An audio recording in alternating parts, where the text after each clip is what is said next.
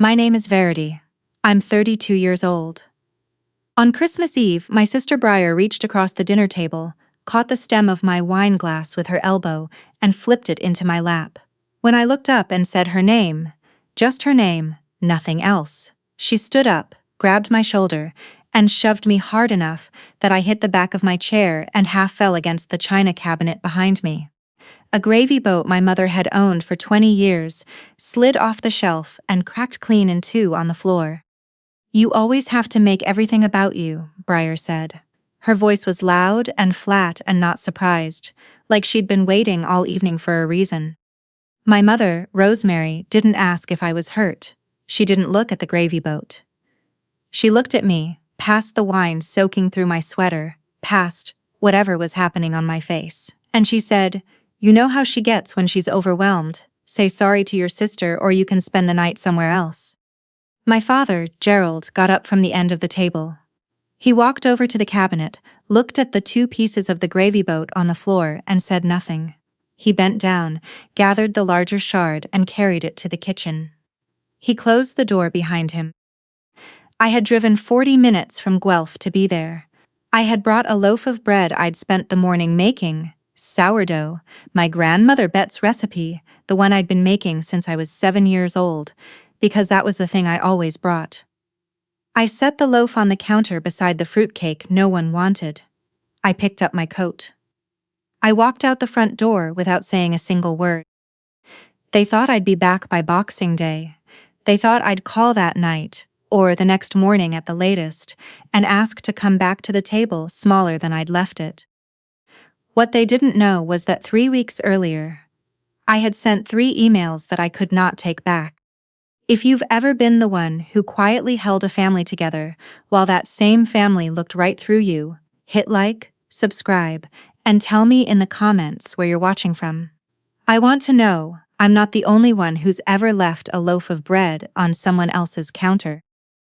Let me take you back, because none of it started that night. I got to my parents' house in Kitchener a little after 5. It was already dark the way it gets in southern Ontario in late December, the kind of dark that arrives before dinner and stays until morning. The house smelled like my mother's turkey, and the candles she only lit at Christmas, the ones that were supposed to smell like pine, but mostly just smelled like something trying. There were 12 of us that year. My Aunt Lavinia had come from Cambridge with her husband. Briar's 2 kids, Callie, who was 8, and Oren, who was 5. Were already running between the kitchen and the living room when I arrived. Oren crashed into my legs at the front door and wrapped both arms around my knees. "Aunt Verity," he said very seriously, "I'm a reindeer." He had construction paper antlers taped to a headband and a nose my mother had drawn on him in red marker. I told him he was an excellent reindeer. He beamed at me with his whole face. Callie found me a minute later and asked if we were still going to bake at New Year's, like we usually did. Just the 2 of us, flour everywhere, whatever recipe we felt like trying. I told her yes. I meant it, though I didn't know yet how complicated that yes was about to become. My seat was at the far end of the table, close to the kitchen door. It had always been my seat. Briar sat in the middle, between my mother and my uncle, in the spot with the best light from the window. I'm not sure when those arrangements got settled. They just were. Briar arrived 20 minutes after me, and the whole room reorganized around her the way rooms always did. She came in carrying nothing, set her coat on the bench in the hallway, pressed her palm to her forehead, and announced to no one in particular that this year had nearly broken her. My mother already had a cup of hot apple cider waiting on the counter. I filled water glasses. I helped Oren cut his turkey. I brought out the bread and set it on the table without saying anything about it, the way you do when you've learned not to take up too much space. No one thanked me. Thanking me would have required noticing me, and this family had spent years perfecting the art of not noticing me. The incident that evening started the way incidents in this family always started, with Briar deciding the geography of the table no longer suited her. She pushed her chair back repeatedly, far back, past where there was any reason to go, until the edge of it was pressing into my side. The 3rd time it happened, I said her name. Just that. One word, quietly. The rest I've already told you. To understand those 3 emails, you have to understand who I had been in that family for 5 years. Because I wasn't just the daughter at the far end of the table. I was the reason the table existed at all. When Briar and her ex-husband Rory separated in the spring of 2019, the family held a meeting that was never called a meeting. My mother sat me down in her kitchen on a Sunday afternoon. The coffee was already poured when I got there, which is how I always knew the answer had been decided before the question was asked. Briar can't manage on her own, my mother said. She's got the kids, and Rory's support payments won't cover everything. You don't have children, Verity. You're stable. You can help in ways she can't help herself right now. My father was at the counter behind her, facing the window. That was his way of agreeing without having to say so out loud. Just until she's back on her feet, my mother said. She was never getting back on her feet. Not because she couldn't, but because no one in that kitchen actually needed her to. A daughter who required rescuing kept my mother necessary. A daughter who paid for the rescuing kept the whole thing affordable. I was both halves of that arrangement, and it would take me 5 years to fully see the shape of it. It started with groceries, then winter jackets for the kids, because Briar said she hadn't budgeted for a growth spurt. Then Callie's registration fee for the Community Hockey League, $40, not much, but I paid it. Then Briar decided the school the kids were zoned for wasn't the right environment, and she wanted to enroll them at Crestwood Academy, a private school on the north end of the city. The tuition at Crestwood was $14,000 per child, per year, both kids enrolled. I set up the automatic payment from my account, $28,000 a year, quietly, for 4 years once Oren started. It didn't stop there. It never stops there. My mother decided that a shared family cell plan made financial sense, and that since I was the organized one, I should hold the account. 4 lines. My mother's, my father's, Briar's, and eventually a basic line for Callie's school tablet.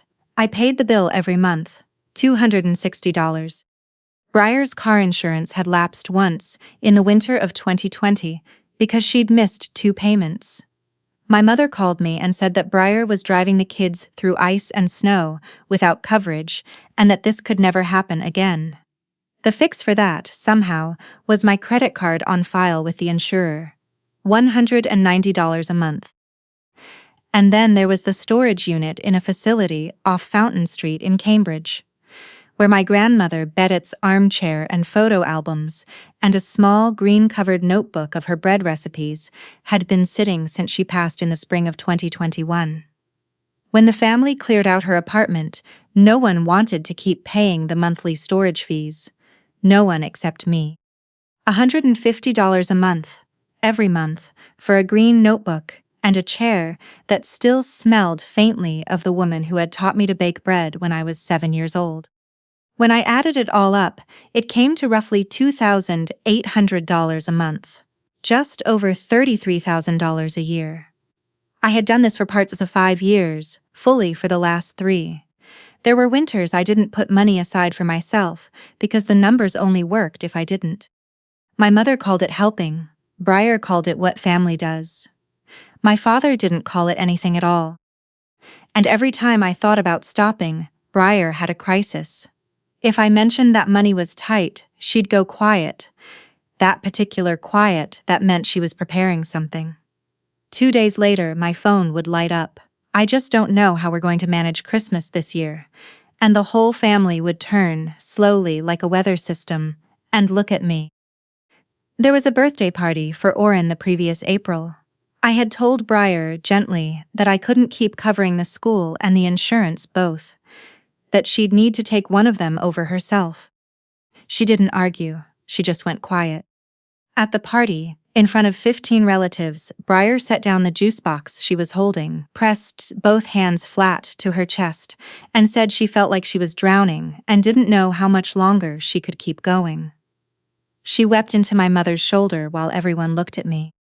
By the end of that afternoon, I was still paying for both, and I had added an extra month on the storage unit to cover a fee Briar said she'd accidentally let lapse. She never asked me for anything directly. She performed, and the family sent me the bill. It worked every time, without exception, for years. My sister had learned very early that being fragile was more profitable than being fair, and this family had been rewarding her for it her entire life. Guilt was the only currency they ever let me spend. 3 weeks before Christmas Eve, something in me went very quiet. Briar had asked to borrow $500 at the start of December. She said it was for the kids' Christmas gifts, that she'd had an unexpected car expense. I transferred the money the same evening she asked. 2 days later, she posted photos from a weekend spa retreat in Collingwood. The caption was something about self-care being non-negotiable. I sat at my kitchen table that Sunday night and looked at those photos for a long time. Then I opened my banking app, and I opened the school payment portal, and I opened the insurer's website, and I opened the wireless account management page, and one by one, I removed my payment information from all of them. I sent 3 emails. One to the billing office at Crestwood Academy, explaining that my pre-authorized payments would not continue past the current semester. One to the wireless carrier, requesting that the lines be transferred to individual accounts by the end of the billing cycle. One to the storage facility on Fountain Street, noting that I would decide, by February, whether to continue the unit or arrange for the contents to be moved. I set everything to take effect on January 1st. I told myself that if Christmas felt different, if just once I walked into that house and felt like a daughter instead of a line item, I would log back in quietly and put it all back. No one would ever know. One good dinner could undo it. Then Briar shoved me into a china cabinet, and my mother told me to apologize, and my father carried the broken pieces to the kitchen and closed the door. I drove home through the dark with the heat on and the radio off. My shoulder ached where I'd hit the chair. I did not cry. The first call came on the 2nd of January, before 8 in the morning. It was my mother, no greeting. Verity, what did you do? Not a question. A statement with a period at the end of it. I was still in bed. Hamish was asleep beside me. I got up and went to the kitchen. The school called Briar this morning, my mother said. They said the January payment didn't go through. They're saying the kids' spots are at risk if it isn't sorted by the 15th. What did you do? There was a silence on the line so complete, I could hear the refrigerator running in my mother's kitchen 40 minutes away. I stopped paying it, I said. Another silence, longer this time. You, she said carefully, were paying that. For 4 years, I said, since Oren started. I didn't explain the rest. I didn't tell her about the phones, or the insurance, or the storage unit. For 5 years, I had been trying to make them see what I carried, in small, careful ways, in conversations that went nowhere. I was done trying. Someone else will have to sort it out now, I said, and I hung up. Hamish came out in his socks a few minutes later and found me standing at the counter with 2 cups of coffee I didn't remember pouring. He looked at my shoulder. The bruise from Christmas Eve had come up properly overnight, a deep purple crescent, and his jaw tightened.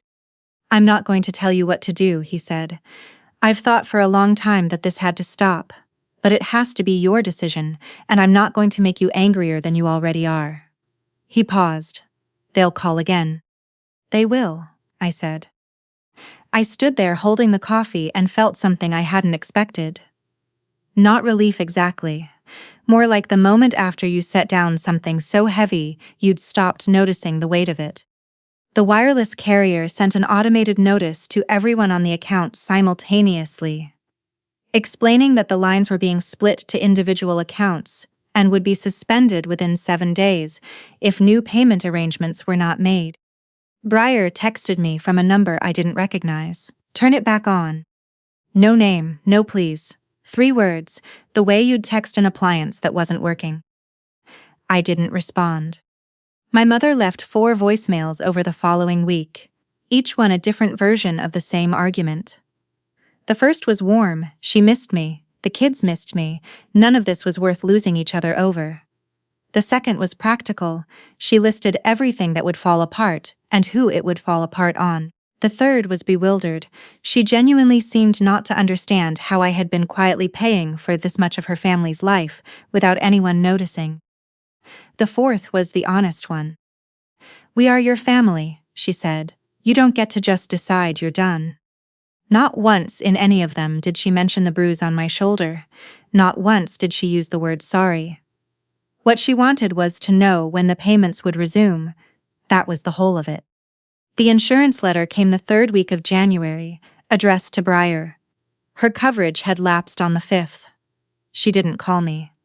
She posted about it, a long paragraph about how someone in her own family was punishing her children, leaving them unprotected going into the coldest month of the year. Dozens of people responded with support. She still believed this was something I was doing to her. She had no framework for the possibility that I had simply stopped, and that stopping had been enough to show everyone exactly what I had been holding up. The storage unit notice came directly to me because the account was in my name. 60 days past due, late fees added, the total just over $400. If the balance wasn't cleared by February 20th, the contents would be auctioned. Inside that unit was my grandmother Bet's bread journal. Her handwriting on every page. The recipe I had been making since I was a child, the one I'd brought to Christmas in a loaf no one had touched. Everyone else had forgotten that unit existed. I was the only one who had kept paying to protect what was inside it. I got out my calendar and circled February 20th, not to save the family. Just to save the one thing that had always been mine. In the middle of January, Briar's ex-husband Rory called me. We had never been particularly close. He was quiet and careful and a little worn down, the way people get when they've spent years trying to stabilize something that doesn't want to be stable. "I've wondered for a while who was covering Crestwood," he said without much preamble. "I pay support every month. I know what Briar does with money. I always knew it wasn't her." A pause. "Was it you?" "It was me," I said. A long silence, then. "Callie's been asking about you every week since Christmas. She made you something. Can I send it?" The envelope from Rory arrived 5 days later. It was the only piece of mail that whole season that I actually wanted to open. Inside was a folded piece of construction paper. On the front, in careful printing, "I miss baking with you, Aunt Verity." And underneath, in wobbly crayon, a lopsided brown rectangle that I looked at for a long moment before understanding what it was. Orrin had drawn a loaf of bread. My grandmother's bread.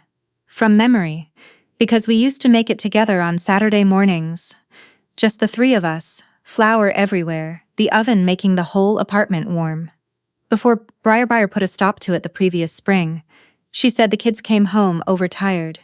She said it wasn't fair that they liked coming to my place more than being at home. I had let her end those mornings the way I let her end everything, quietly, without a fight, because it felt easier than becoming the cause of another scene. Looking at that crayon loaf, I understood what I had handed over without any resistance, and how little of it had ever been hers to take. I didn't cry over any of the bills.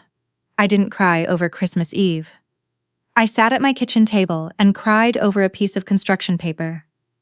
Then I went and pressed Callie's card between the pages of my baking notebook, right at the front, so it would be the first thing I saw every time I opened it. I run a physiotherapy practice.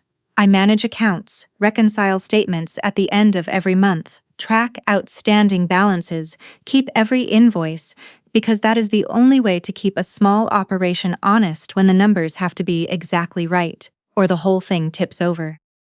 That night, I pulled everything out. 4 years of Crestwood payments, pre-authorized debit records, email confirmations, billing statements with my name in the payer field on every single line. 3 years of wireless bills with my account number at the top. 3 years of insurance premium records. 20 months of storage unit receipts. I organized them in date order. I wrote a summary sheet. Dates down the left side, amounts down the right, total at the bottom. Clear enough that anyone could read it in under a minute without me saying a word. It was the same work I did at the end of every fiscal quarter. I never imagined I'd use it on my own family. 6 years of my life fit into a plain folder. That's how small they had made me feel. I wasn't building a case against anyone. I was building a mirror. So that the next time someone told the story, there would be something in the room that the story had to walk around. It was my Aunt Lavinia who told me what was being said. She called one Wednesday evening and didn't waste time. "Your mother is telling people you had some kind of breakdown over the holidays," she said, "that you cut off the kids as a way of getting back at Briar. I want you to know I'm not repeating it." A pause. "I'm also not sure I've ever believed that version of anything involving the two of you." She was the first crack, the first person in that entire system who looked at the story she was being handed and said quietly, "That doesn't add up." On February 19th, one day before the deadline, I drove to the storage facility on Fountain Street and paid $412. Not the school fees, not the phone bill, just this. The one thing that had always actually been mine. The unit smelled the way things smell when they've been closed a long time, a little dusty, a little of the person they had belonged to. My grandmother Bennett's armchair was pushed against the back wall. 3 boxes of photographs were stacked to the left, and on top of the middle box, exactly where I'd left it, was the green notebook. I took the notebook and 1 box of photographs.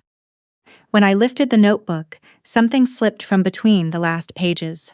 A small envelope, sealed, with my name on the front in Bennett's handwriting.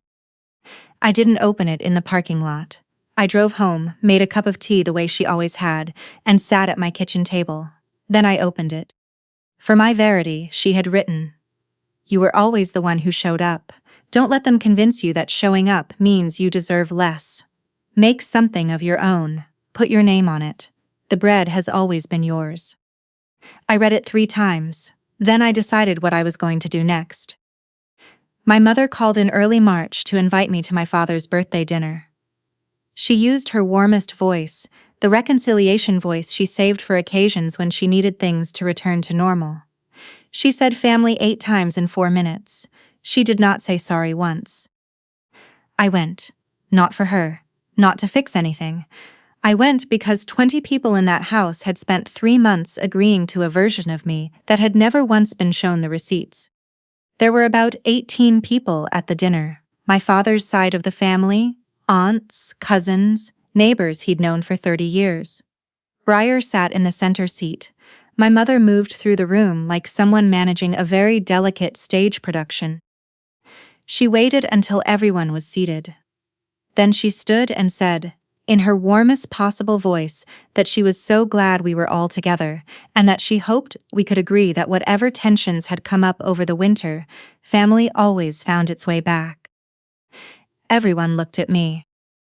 Briar, very softly for the people nearest to her, said that it had been a hard few months, that she didn't want to get into details, but that she'd felt very abandoned at a vulnerable time.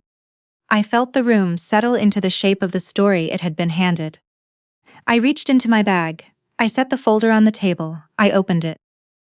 "I'm not going to raise my voice," I said. "I'm just going to show you a few things, and then I'll go." My mother said, "Verity, this isn't the moment for this." "Here are 4 years of Crestwood Academy payments," I said. "My name is in the payer field on every single one. Here's the wireless account, all 4 lines. Here's Briar's insurance history. Here's the storage unit." I laid the pages out in order. "Read the names on them. That's all I'm asking." Lavinia picked up the first page. She read it slowly.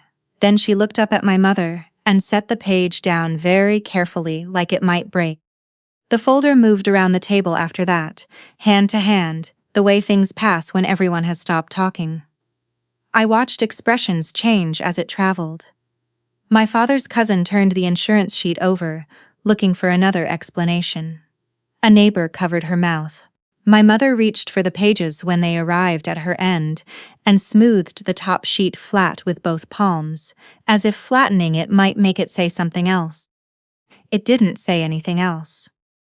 Briar changed tactics, the way she always did when the ground moved under her. "She's twisting it," she said. Her voice came up, loud and certain.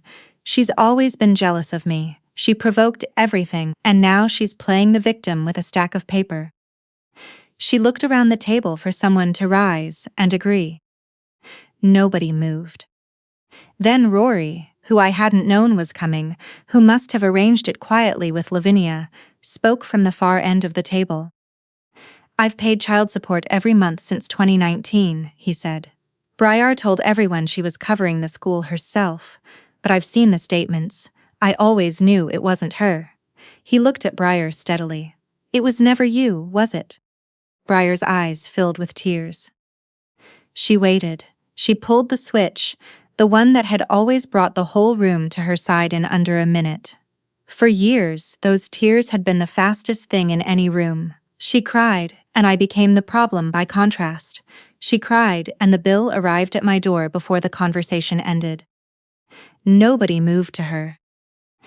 I watched it land on her, the understanding that the room had shifted. She looked to my mother for rescue the way she always had. My mother had nothing to give. She was too busy watching her own authority drain quietly out of the room. Then every eye in the room drifted slowly to my father. He sat at the end of the table with his hands flat in front of him for a long moment. His jaw worked. Then, for the first time in longer than I could count, he stood up on his own. "I knew," he said. His voice was rough and low. "I knew what she was carrying for this family. I told myself it wasn't my business, that it would work itself out." He stopped. At Christmas, I walked to the kitchen. I should have walked out the front door with her. My mother said his name, sharp and quiet. He didn't look at her. "I should have walked out with you," he said again, and he was looking at me and his eyes were wet. "I'm sorry I didn't. I'm sorry I let this go on as long as I did." I had the folder in front of me. I didn't need anything else from it. I closed it. "I didn't ruin anything," I said. "I paid for most of it. There's a difference. And now I'm done." I stood up, and Callie was already moving. She slipped out of her chair and met me before I reached the door, and she took my hand and held it with both of hers. Oren got there a moment later and wrapped his arms around my waist, his face pressed into my coat. This time, no one opened the door for me. I opened it myself, and I walked through it with the two people in that house who had never once asked me to be smaller. Rory followed us out to the driveway and stood with us in the cold. For the first time since Christmas, leaving that house didn't feel like being cast out. It felt like bringing the right people with me. The real aftermath was quieter than I expected. Consequences don't announce themselves. They just stop showing up to help. Briar covered Crestwood's fees by the following semester. The money had always been findable when she was the one who had to find it. She eventually transferred the kids to a different school. Less expensive, still good, and the sky did not fall. She took over her own phone plan and insurance within 6 weeks of the suspensions.